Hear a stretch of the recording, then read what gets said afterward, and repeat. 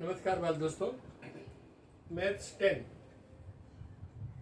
અર્ધગોળાનું ઘનફળ મેળવો. હવે અહીંયા નક્કર અર્ધગોળો છે તો ગોળાનું ઘનફળનું સૂત્ર છે 4/3 પાય આર ઘન. પણ આ અર્ધગોળો છે એટલે 4/3 ને 2 ભાગો એટલે 2/3 2/3 પાય આર ઘન. આ નક્કર અને અંગ્રેજીમાં એને હેમિસ્ફિયર કહેવામાં આવે છે. હવે આની ત્રિજ્યા છે એ 1 મીટર છે. તો 2/3 22/7 1 ક્યુબ 2 × 22 44 7 3 21 1 ક્યુબ. હવે 1 ક્યુબ એટલે 1 આવશે. 44/21 કરો એટલે તમને મળે છે 2.09.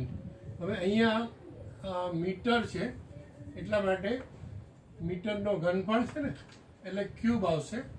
અને ગુજરાતીમાં લખવું હોય તો ઘન મીટર. જો સમજાણું હોય તો લાઈક કરવાનું ચૂકશો નહીં. Thank you.